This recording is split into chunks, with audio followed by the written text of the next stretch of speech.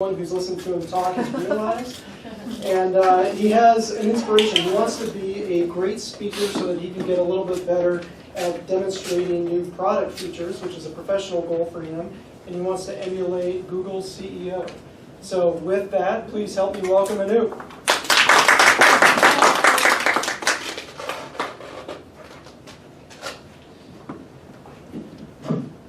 Everyone settled?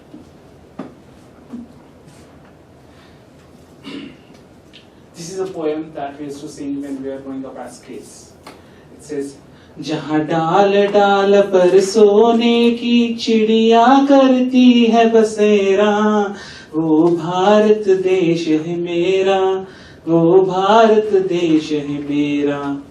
It means where golden birds perch on each and every branch. That's my beloved India. That's my beloved India. Such was the prosperity when the British entered India, and they exploited it for their own good.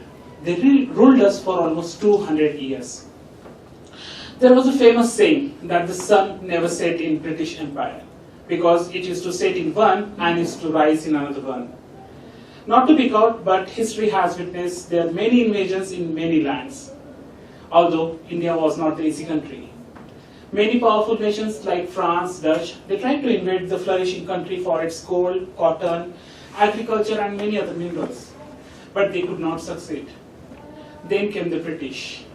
They saw a good captive market for the British goods and services, and most importantly, they saw a large standing army at no cost to the British taxpayer. During the 18th century, mid of the 18th century, the Nizam, the Mughal Empire was on decline, and they saw a good opportunity to develop their footsteps in the Indian politics. India still was not the easy country to rule and march in, but it was not impossible. India was comprised of, so back in those days, it wasn't one complete nation. It was a combination of 560 states. Each were acting as their individual own kingdoms.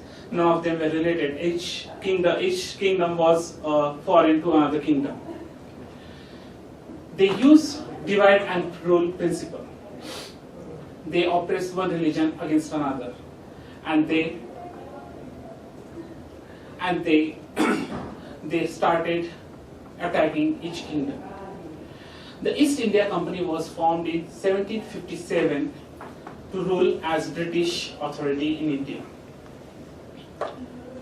Indians were denied all the basic rights like voting for politics or giving jobs in government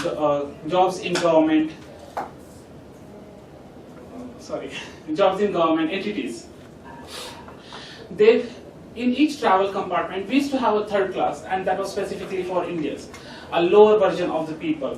Higher version will sit in the first class. All the royals will sit in the first class. The second class was for the Indian royals, and the third class was the general people. Indians were so annoyed with this thing. Even they were growing the food, they were giving their resources to the Britishers, but they were still treated as poor. If to be exact, British still owes 98.3 billion pounds to India in today's date. For them, it is still a tempest in a teapot. They are marching their armies to different states. They were trying to fight the kingdoms and gain their control. Many kings fought against them, and some succeeded, some lost. But the major rebellion of India came in 1857. It was the first independence war.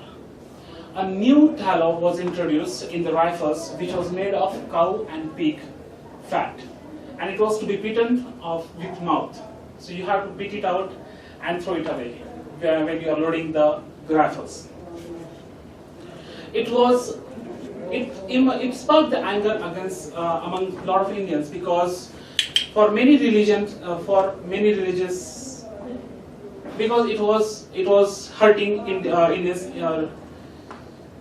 Indians' religious sentiments. Since it was cow was holy animal for Hindus, but pig was something that Muslims did not touch. Mangal Pandey was the first rebellion in this war, and he protested waged a war against British. He killed one of his superiors in defense, and that sparked the first revolution of India, the 1857. If that had gone successful, we would have been independent in 1857 itself. But this rebellion was leaderless. It was unplanned. It just sparked different revolutions in different places. This caused, so British held Mangal Pandey and they hanged him, and the rebellion was ended over. However, the impact was so huge that the British Empire took over the control from East India Company, and the control was directed to the British Crown. In the fight of 90 years, there were many massacres like Jallianwala Bagh Hatyakannd, in which all the people were killed by British in a closed garden. Efforts like Satyagraha, Dandi March, and use of khadi to avoid British garments were led by Gandhi and made people aware of the unity. During the Second World War, so why India started its main revolution to go against British is India was supporting all the war efforts of British during the Second World War. But British, without India's consent, they declared India's entry in the Second World War. And that sparked the national outrage. And Gandhi declared, "Quit India." He said, "Karo ya maro." He used his weapon of non-violence. Remember, India won its independence on the basis of non-violence, without guns, and that also inspired Martin Luther King for his revolution. And on the last governor of British India, Lord Mountbatten, declared India as an independent nation at 12:02 a.m. midnight on the midnight of 15th August 1947. So today is India's 72nd birthday, or I'll say 72nd Independence Day.